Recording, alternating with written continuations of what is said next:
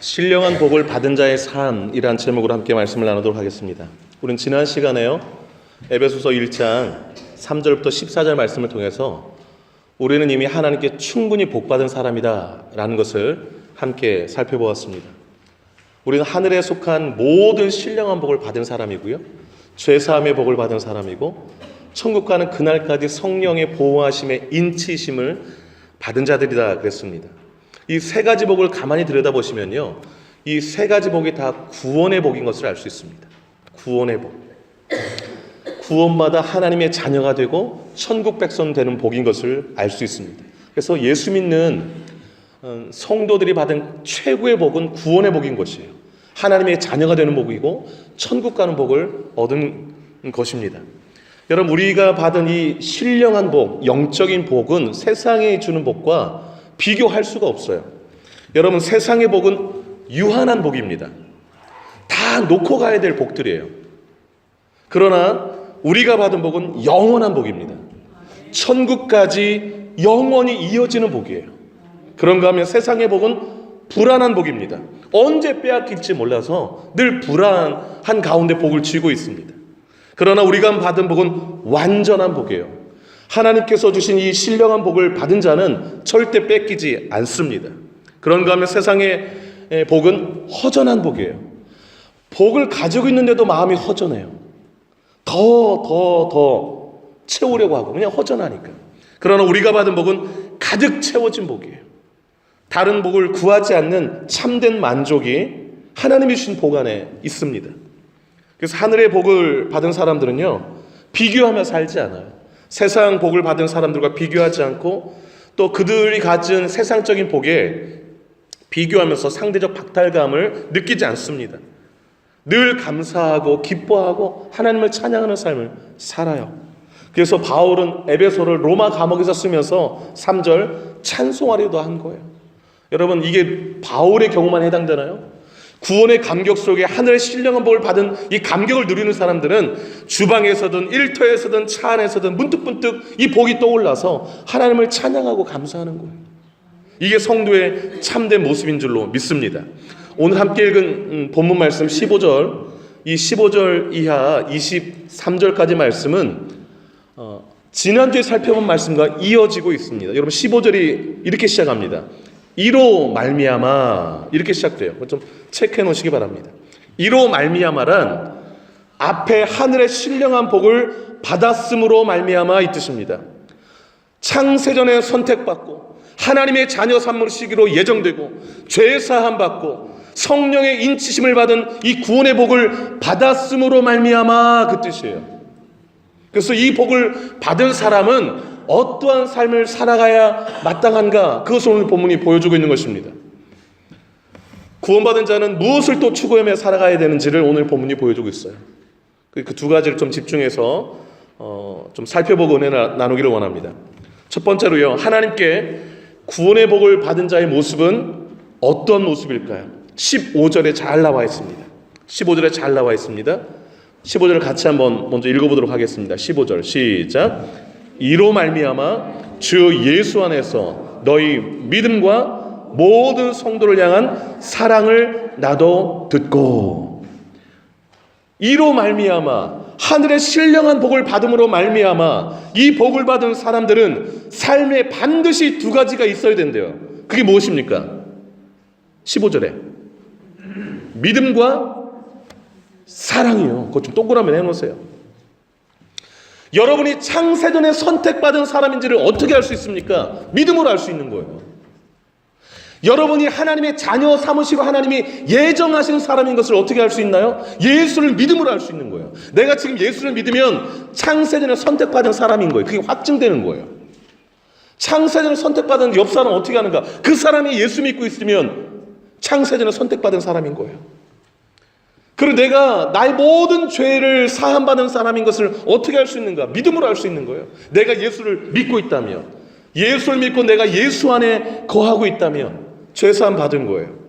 그리고 여러분, 오늘 이후로 예수 믿고 난 이후부터 시작되는 거지만 천국 가는 그날까지 성령 하나님이 내 삶을 다 지키실 것을 그 보호받은 사람인 것을 어떻게 하나요? 내가 믿음을 가지고 있으면 그런 사람이 된 거예요. 믿음이 하늘의 신령한 복을 가진 것을 입증해 주는 거예요. 여러분 예수 믿으십니까? 확실히 믿으세요? 그럼 선택받은 자이고 예정된 자이고 죄사함 받은 자이고 성령의 인치심을 받은 자예요. 이 확신에서 흔들리지 마시기 바라요. 그러면 여기서 중요한 게 있어요. 그 믿음이 진짜인지 아닌지는 어떻게 알 수 있는가? 교회 안에 믿음 있다고 하는 사람들 너무 많아요. 그런데 그 믿음이 진짜 믿음인지 어떻게 알 수 있는가요? 사랑으로 알 수 있어요. 사랑으로. 그래서 15절이 중요한 거예요. 믿음, 사랑 동그라미 치세요. 주 예수 안에서 너희 믿음과 그랬습니다. 예수에 대한 믿음이 있어야 되고 모든 성도를 향한 사랑을 놔둬놓고 그랬습니다. 사랑에 동그라미 치세요. 여러분 믿음과 사랑은 함께 가는 것입니다. 사랑이 빠진 믿음은 가짜예요. 가짜. 여러분 내가 진짜 구원을 받잖아요. 그러면 하나님의 사랑이 내 안에 들어오게 돼요. 그러면 그 사랑의 감격이 너무 이렇게 넘쳐요. 그리고 옆에 사람을 볼 때에 그 사랑으로 이렇게 바라보게 되고 그 사랑을 이렇게 흘려보내게 되어 있습니다. 이게 구원받은 사람의 진짜 모습이에요. 이게 그럼 완전히 예수 믿으면 구원받으면 100% 사랑만 하면서 천사처럼 살아가는가? 100%는 아니죠. 그렇게 이제 발전돼 가는 건데 근본적으로 이전에 예수 믿기 전에 사람을 바라보는 모습과 좀 달라져요. 이전에 예수 만나기 전에 구원받기 전에는 그냥 생 내 눈으로만 보는 거예요. 그냥 내가 그동안 가졌던 그 관점들, 그동안 내가 사람에 대한 여러 가지 이해들 이런 걸로만 보는데 예수 믿고 구원받고 나면 하나님의 사랑이 내 안에 부어져서 사람을 볼 때 좀 다르게 보여요. 하나님의 사랑으로 보게 돼요. 이게 바로 내가 가진 믿음이 진짜고 구원받은 자인 것을 나타내 주는 거예요. 그래서 여러분 내가 예수 믿는 믿음이 진짜인지를 어떻게 할 수 있는가? 내 안에 사랑이 있어야 돼요. 사랑이. 주변 사람들을 향한 사랑. 이 사랑. 여러분 야고보서가 행함을 대단히 강조하는 그 서신이거든요. 그 신약 성경에 야고보서라고 있어요. 그 예수님의 동생 야고보가 쓴 편지인데요. 그 편지에 행함을 대단히 강조했어요. 거기에 1장 14절에 이렇게 말씀해요. 만일 사람이 믿음이 있노라 하고 행함이 없으면 무슨 유익이 있느냐? 그 믿음이 능히 자기를 구원하겠느냐 그랬어요. 그러니까 행함이 없는 믿음을 붙들고 살다가는 구원 못 받는다라는 거예요. 그러면 구원은 행함으로 얻는가? 이런 얘기는 아니에요. 우리가 믿는 그 믿음에는 반드시 무슨 열매가 있어야 된다? 행함의 열매, 사랑의 그 열매가 있어야 된다는 거예요. 그 야고보서에 말하는 그 열매가 바로 그 행함이 바로 사랑을 말해요. 여러분 요한 1서 4장 8절에 이렇게 말씀합니다. 사랑하지 아니하는 자는 하나님을 알지 못하나니 하나님은 사랑이심이라. 여러분 난 하나님을 안다고 막 지식적으로 막 아무리 이렇게 지식을 다 자랑해도 내가 사랑이 없으면 하나님을 아는 게 아니래요. 아직 모르고 있는 거래요. 여러분 요한복음 17장 3절에 이런 말씀이 있어요. 영생은 유일하신 참 하나님과 그가 보내신 자 예수 그리스도를 아는 것이라. 어떤 사람이 참 하나님 예수를 아는 자인가? 사랑하는 사람이. 어떻게 사랑하는가?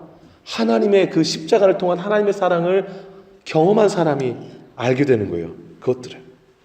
여러분과 함께 그 요한복음 15장을 한번 보기를 원하는데요. 여러분 요한복음 15장을 한번 같이 한번 찾아보도록 하겠습니다. 요한복음 15장 한번 찾아보세요. 요한복음 15장 신약성경 네 번째 책입니다. 요한복음 15장을 보세요. 15장 12절을 한번 보시기 바랍니다. 예수님이 십자가에 지시기 전날 밤에 그 다락방에서 유월절 잔치를 하면서 제자들에게 준 명령입니다. 그 세 계명을 주셨는데 12절에 나와 있어요. 12절 같이 한번 읽어보도록 하겠습니다. 시작. 내 계명은 곧 내가 너희를 사랑한 것 같이 너희도 서로 사랑하라 하는 이것이니라. 아멘. 예수님이 주신 제자들의 계명이 뭐예요? 내가 너희를 사랑한 것 같이 너희도 서로 사랑하라라는 거예요. 사랑하라. 사랑의 동그라미를 치세요. 사랑. 그런데 여러분 기억하시길 바라요. 내가 너희를 사랑한 같이 너희도 서로 사랑하라. 이 말씀이 어떤 맥락에서 주어졌는가를 주목해 보셔야 돼요. 여러분, 요한복음 15장은요 예수님이 포도나무와 가지 비유를 주신 장이에요. 여러분, 15장 5절을 한번 읽어보도록 하겠습니다. 15장 5절 동그라미 치고 한번 읽겠습니다. 15장 5절 시작. 나는 포도나무요 너희는 가지라. 그가 내 안에 내가 그 안에 거하면 사람이 열매를 많이 맺나니 나를 떠나서는 너희가 아무것도 할 수 없음이라. 아멘. 예수님이 뭐래요? 포도나무고 우리는 가지다. 그래서 포도나무 대신 예수님과 가지인 우리가 어떻게 하고 있어야 돼요? 붙어 있어야 되는 거예요. 그래야 열매를 많이 맺는데요. 여기서 말하는 열매가 바로 아까 12절에서 말하는 사랑인 거예요. 사랑. 포도나무 대신 예수님에게 가지가 붙었다는 것이 바로 내가 저 안에, 저가 내 안에 있다. 즉 믿음의 관계가 되어 있다는 것을 말하는 거예요. 그 사람은 반드시 열매를 맺게 되는데 그게 바로 서로 사랑하는 것. 여러분, 이 포도나무에서 제일 중요한 게 비유에서 붙어있는 거예요. 예수님과 생명적 관계로 붙어있지 않으면 어떻게 되는가 보시기 바라요. 여러분, 4절 한번 볼까요? 4절 한번 읽어보겠습니다. 4절 읽어봅니다. 시작. 내 안에 거하라. 나도 너희 안에 거하리라. 가지가 포도나무에 붙어있지 아니하면 스스로 열매를 맺을 수 없음같이 너희도 내 안에 있지 아니하면 그러하리라. 아멘. 우리가 누구 안에 있을 때만이 열매를 맺는다고요? 예수 안에. 내가 죽었다 깨어나도 사랑이 안 되는 거예요. 예수 안에서 내가 거하고 주님의 사랑이 내 안에 계속 흐르고 이럴 때만이 그 사랑의 힘으로 사랑이 가능한 거예요. 그런데 예수님께 떨어져 있는 사람은 어떻게 되는가 보세요. 떨어져 있으면 여러분 5절 6절 한번 읽어볼게요. 5절 6절 한번 읽겠습니다. 시작. 나는 포도나무요 너희는 가지라. 그가 내 안에 내가 그 안에 거하면 사람이 열매를 많이 맺나니 나를 떠나서는 너희가 아무것도 할 수 없습니다. 사람이 내 안에 거하지 아니하면 가지처럼 밖에 버려져 마르나니 사람들이 그것을 모아다가 불에 던져 사르느니라. 예수 밖에 있는 사람들은 다 불에 던져짐을 당할 것이라는 거예요. 여기서 비유적으로 말했지만 지옥불에 던져짐을 말하는 것 아니겠습니까? 그래서 진짜 믿음을 소유해서 예수에 붙어있는 사람만이 열매 맺는 삶이 가능하다라는 거예요. 그 열매가 바로 사랑인 것입니다. 그렇게 이렇게 예수님이 완전히 접붙임받아서 믿음이 온전하게 건강하게 유지된 사람이 사랑의 열매를 많이 맺는데 그렇게 사는 사람들에게 예수님이 세 가지 복을 말씀하셨어요. 세 가지 복. 첫 번째가 기도응답이에요. 7절을 읽을게요. 7절 읽어봅니다. 15장 7절 시작. 너희가 내 안에 거하고 내 말이 너희 안에 거하면 무엇이든지 원하는 대로 구하라. 그리하면 이루리라. 믿습니까? 기도응답의 축복인 거예요. 내가 예수님 안에 온전히 거하면 기도응답을 해주겠다는 축복이에요. 두 번째는 참 제자가 되는 축복이에요. 8절 한번 읽겠습니다. 8절 시작. 너희가 열매를 많이 맺으면 내 아버지께서 영광을 받으실 것이요 너희는 내 제자가 되리라. 예수님의 진짜 제자다라는 소리를 듣게 될 거라는 거예요. 세 번째 기쁨 충만이에요. 11절 한번 읽겠습니다. 11절 시작. 내가 이것을 너희에게 이름은 내 기쁨이 너희 안에 있어 너희 기쁨을 충만하게 하람이라. 예, 매일 기쁨이 넘치는 삶을 살게 해주겠다라는 것입니다. 이 세 가지는 우리 모두가 다 원하는 거예요. 기도응답 받기를 다 원해요. 예수님의 진짜 제자가 되기를 원해요. 내 삶에 기쁨이 넘치는 삶을 다 원해요. 비결이 뭐냐? 예수님께 붙어 있어서 사랑의 열매를 맺는 거예요. 잘 보세요. 사랑으로 기도하니까 응답되는 거예요. 사랑으로 모든 사람을 대하니 예수 향기가 나서 예수님이 제자라는 소리를 듣는 거예요. 사랑으로 살아가니 모든 삶에 원만 불평이 없고 그냥 기쁨이 넘치는 거예요. 여러분, 예수님이 말씀하신 이 삶이 크리스찬의 삶 가운데서 그대로 그냥 전체 그림을 보여주는 것입니다. 전체 그림을 보여주는 거예요. 그래서 오늘 본문으로 돌아온다면 에베소서 1장으로 돌아오면 하늘의 신령한 복을 받았다. 그러면 믿음과 사랑으로 반드시 나타나게 되어 있다는 거예요. 내가 진짜 하늘의 복을 받은 사람은 믿음과 사랑의 모습으로 내 삶에 있다는 것입니다. 이 삶의 모습으로 주님 오시는 그날까지 살아가시는 저와 여러분 되시기를 축복합니다. 두 번째 비결, 두 번째 모습을 좀 살펴보기를 원합니다. 어떻게 하면 이 믿음과 사랑의 삶을 지속적으로 유지해 갈 수 있을까? 두 가지가 필요해요. 두 가지가. 오늘 본문 한번 에베소 1장을 한번 보시기 바라요. 15절에서 이로 말미암아 신령한 복음을 받았음으로 말미암아 너희 삶에 믿음과 사랑이 있다는 것을 듣고 내가 너무 기쁘다, 감사하다. 16절이 그거예요. 그래서 기도한다라는 거예요. 바울이 에베소 교인들을 위해서. 그 기도의 내용이 17절부터 나오는데요. 두 가지를 기도했어요, 바울이. 첫 번째가 뭐냐면 지혜와 계시의 영을 허락하옵소서 그거예요. 여러분 17절을 같이 한번 읽어보겠습니다. 17절 읽겠습니다. 시작. 우리 주 예수 그리스도의 하나님 영광의 아버지께서 지혜와 계시의 영을 너희에게 주사 하나님을 알게 하시고 밑줄을 그어놓으세요. 지혜와 계시의 영을 너희에게 주사. 그게 첫 번째 기도 제목입니다. 여러분 지혜와 계시의 영이 있을 때에 하나님을 알게 되고 하나님을 더욱 알아갈 때에 믿음과 사랑의 삶을 살아가게 돼요. 믿음과 사랑의 삶을. 그러면 여기서 말하는 지혜와 계시의 영은 무엇을 말할까? 성령을 통해서 주시는 지혜와 계시의 은사를 말해요. 지혜와 계시의 은사. 지혜는 무엇을 말할까요? 하나님의 하시는 일을 이해하는 능력을 가르쳐요. 하나님이 하시는 일을 이해하는 능력. 계시는 뭘까요? 하나님의 비밀을 이해하는 능력. 자, 지혜가 뭐라고요? 하나님이 하시는 일을 이해하는 능력. 계시는요, 하나님의 비밀을 이해하는 능력이에요. 어떤 사람이 지혜로운 사람인가?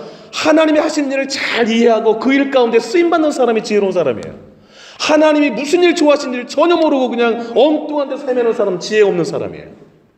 여러분 지혜가 얼마나 중요한지 몰라요. 하나님은 나를 통해 어떤 일을 하시기를 원하시는 걸 아는 사람, 지혜로운 사람이에요. 그 사람은 세월을 아끼게 되겠지요. 하나님이 어떤 일을 하신지를 모르는데 하나님을 어떻게 할까요? 그래서 여러분 가장 중요한 건 뭐냐면 지혜가 있어야 하나님을 더 깊이 알게 돼요. 계시, 아까 하나님의 비밀이라고 했잖아요. 하나님의 비밀을 좀 알아야 우리의 삶을 주님 앞에 헌신할 수 있죠. 그러면 질문, 하나님의 비밀은 어디에 담겨 있는가? 성경에 다 담겨 있어요. 그래서 성경을 계시의 책이라고 하는 거예요. 그래서 지혜와 계시, 하나님이 하시는 일을 이해하는 능력, 또 하나님의 비밀을 아는 능력, 이게 다 고스란히 어디 담겨 있는가? 성경에 있어요. 그래서 성경을 잘 들여다보면 하나님이 어떤 일을 하시는가 알 수 있죠. 하나님이 어떤 비밀을 숨겨놓는가 알 수 있죠. 그래서 지혜와 계시의 영을 받은 사람은 성경을 잘 이해하는 사람이에요. 성경 말씀을 잘 이해하고, 왜냐? 그 성경을 이해할 때 하나님이 하시는 일도 다 알게 되고 하나님을 더 깊이 알게 되죠. 여러분 이것이 얼마나 중요한지 모릅니다. 왜냐하면 이 지혜와 계시의 영이 없으면 하나님에 대해서 무지하죠. 그러면 내 삶을 망하는 길로 이끌게 돼요. 망하는 길로. 여러분 호세아서 선지자를 통해 주신 말씀이 바로 다 그것입니다. 호세아 4장 6절에 이렇게 말씀했어요. 내 백성이 지식이 없으므로 망하는도다. 여기서 말하는 지식은 하나님을 아는 지식이에요. 그러니까 지혜와 계시의 영이 없었다는 것이죠. 성경을 잘 사랑하지 않았다는 거예요. 성경을 이해하지 못했다라는 거예요. 여러분 내가 하나님을 알고 싶다 그러면 성경을 보셔야 되는 거예요. 성경 속에 하나님이 하신 일이 듬뿍 담겨 있고 성경 속에 하나님의 비밀이 다 담겨 있어요. 그래서 성경을 계속 읽고 하나님 성경을 이해하게 해주세요. 성경을 깨닫게 해주세요. 기도하면서 나아가셔야 돼요. 그게 하나님을 알아가는 길이에요. 여러분 호세아 4장 1절과 2절에 이런 말씀이 나와요. 이 땅에는 진실도 없고 인애도 없고 하나님을 아는 지식도 없고 그랬어요. 하나님을 아는 지식이 없으면 인애, 사랑이 없어요. 그곳에 진실도 없어요. 다 거짓이 난무하게 돼요. 그러면 무엇만 남게 될까? 이어지는 3절에 호세아 4장 3절에 이렇게 말씀합니다. 오직 저주와 속임과 살인과 도둑질과 가는뿐이요 포악하여 피가 피를 뒤이음이라. 여러분 하나님을 아는 지식이 없으니까 온갖 우리 삶의 죄들이 가득 넘친다라는 거예요. 여러분 돈 없어서 망하는 것이 아닙니다. 능력이 없어 망하는 게 아니고요. 힘 없어서 망하는 건 아닙니다. 지식이 없어 망하는 게 아니에요. 하나님을 아는 이것이 없어서 망하는 거예요. 이 세상 지식 없다고 망하는 게 아니라 하나님을 아는 지식이 없어서 망하는 거예요. 그것을 그대로 보여주는 게 이스라엘 역사고 우리 인간의 역사가 되는 것입니다. 우리들이요, 하나님을 아는 지식보다 세상의 지식을 아는 것에 더 가치를 줄 때가 많아요. 그리고 성경 공부보다, 성경을 통해서 하나님을 알아가는 것보다 세상의 여러 정보들을 알아가는데 나의 온 관심을 기울일 때가 많아요. 여러분, 세상 지식 하나 더 알고 모른다고 해서 우리 삶이 크게 달라지는 건 아니에요. 그러나 하나님을 아는 지식이 없으면 우리 삶은 망하는 길로 들어갈 수 있어요.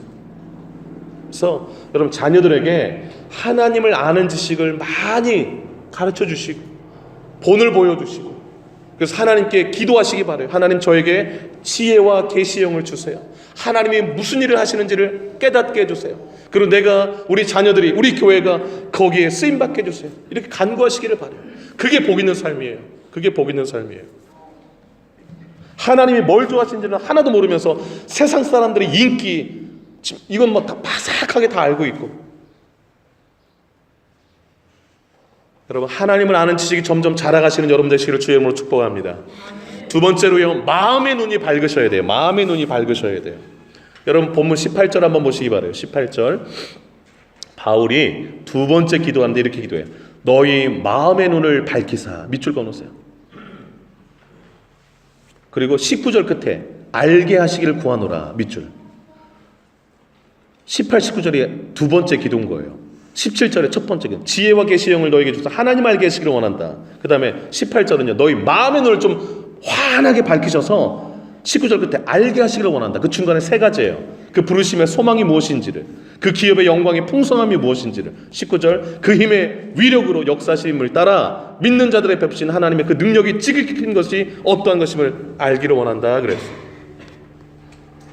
여러분, 우리에게 두 가지 눈이 있어요. 하나는 육안이고 또 하나가 영안이에요. 육안은 이 세상의 물질을, 사물을 보는 눈이죠.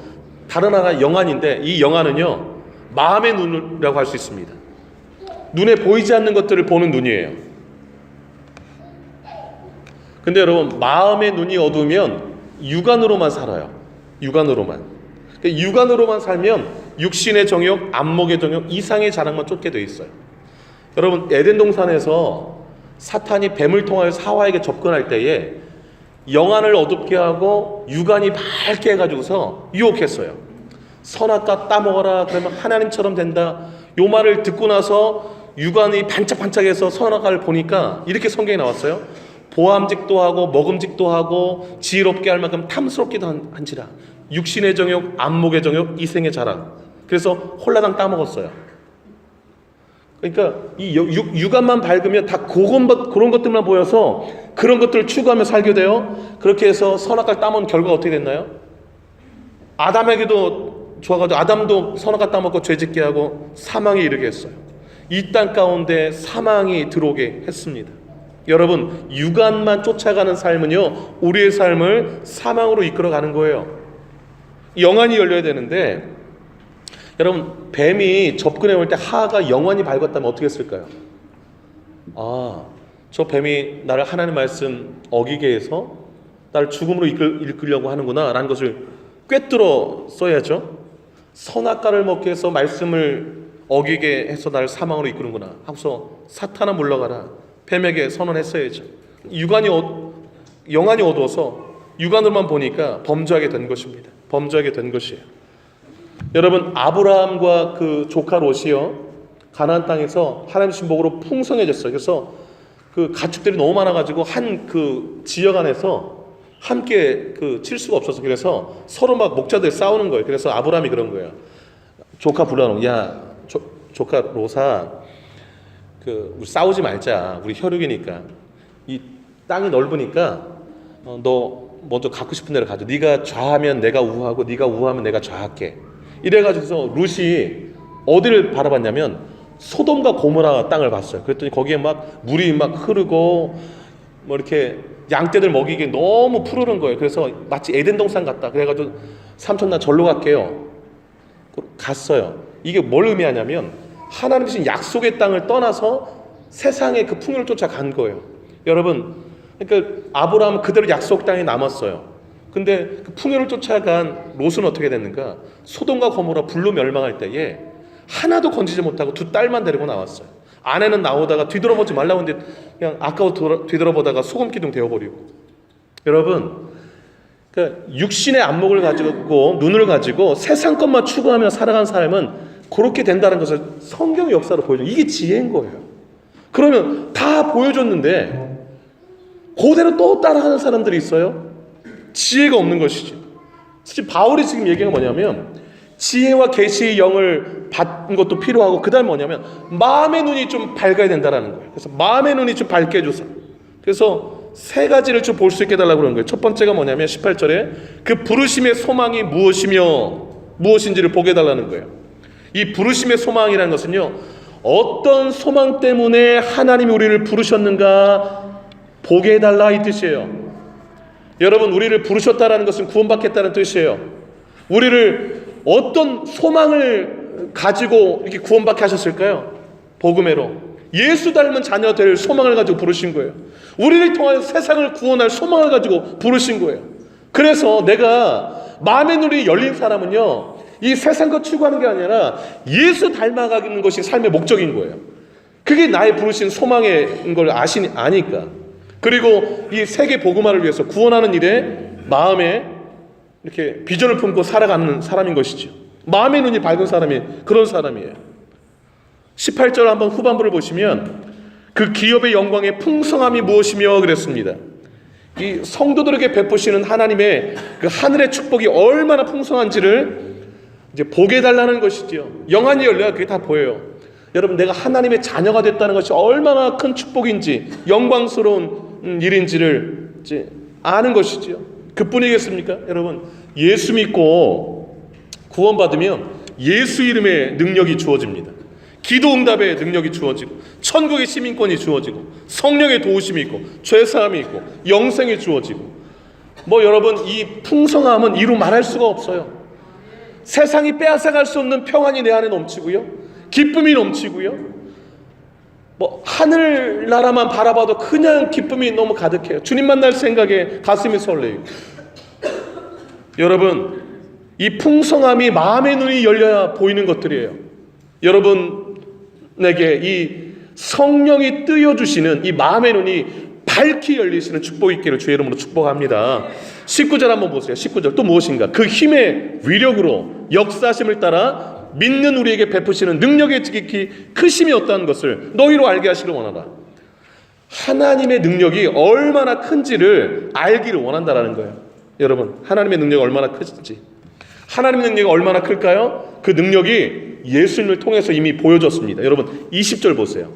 그의 능력이 그랬잖아요. 하나님의 능력이죠. 그리스도 안에서 역사하사, 그 뒤에가 이제 능력들이 나타나는 건데, 첫 번째가 죽은 자들 가운데서 다시 살리시고 그랬어요. 여러분, 하나님의 능력은요, 죽은 자를 다시 살리시는 능력인 줄로 믿습니다. 그래서 부활하신 거예요, 예수님이 하나님의 능력으로. 그 다음에 하늘까지 올리셨어요. 하늘에서 자기 오른편에 앉히셨다. 그 다음에 세 번째 21절 보세요. 모든 이름에 뛰어난 이름이 되게 하셨다. 다 하나님의 능력으로 하신 거예요. 22절 모든 만물을 그 발 아래 복종하게, 예수의 발 앞에 권세를 다 주신 것이죠. 그리고 22절 23절까지가 예수를 교회의 머리로 주셨다라고 말씀하고 있습니다. 자, 보세요. 그러면 예수님에게 하나님 능력이 이렇게 역사하니까 이런 놀라운 일이 일어났잖아요. 그러면 이 능력이 예수 믿는 내 안에 역사되면 어떤 일이 일어날까? 이게 마음의 눈이 열린 사람에게 이런 능력들이 나타나기 시작하는 거예요. 죽을 것 같은 사람이 살아나고, 내 마음이 완전히 꺼졌지만 그 안에 소망이 다시 일어나고, 그런 일들이 막 일어나는 거예요. 그리고 예수가 내 삶의 머리가 되어서, 주인 되어서 예수님이 이끄는 대로 살아가고, 이게 다 하나님의 능력이 내 안에 머물 때 나타나는 일들이에요. 제가 좀 안타까운 건 뭐냐면, 하나님의 이 영적인 능력이 얼마나 큰지를 전혀 모르고 그냥 신앙생활하면서 세월을 허송하는 교인들을 볼 때가 좀 안타까워요. 마음의 눈을 밝게 해달라고 여러분 기도하셔야 돼요, 오늘부터. 그래서 하나님, 제 육안이 시력이 0.1, 0.2, 또 1.0, 1.5 흐리게 보이고 또 선명해 보이고 이런 것에 신경 쓰기보다 내 영안이 밝아서 뚜렷하게 본질을 바라보고 영원한 것이 무엇인지, 진짜 축복이 무엇인지를 바라볼 수 있도록 마음의 눈을 좀 활짝 열어주세요. 밝혀주세요. 이렇게 기도하셔야 되는 거예요. 이렇게 기도하셔야 돼요. 여러분, 우리는 다 무능해요. 그럼 하나님은 전능하시잖아요. 우리는 다 무지해요. 하나님은 전지하시오. 우리는 넘어지지만 하나님은 모든 자를 다 일으키실 능력이 있으세요. 우리는 조그만 일에서 절망하지만 하나님은 어떠한 환경에 있는 사람에게도 소망을 주시는 분이세요. 이 모든 것들이 마음의 눈이 열릴 때에 믿어지고 보여지고 그 능력의 역사를 사모하게 되는 것이에요. 여러분 삶에 이러한 사모함들이 넘치시기를 주의 이름으로 축복합니다. 기도하겠습니다.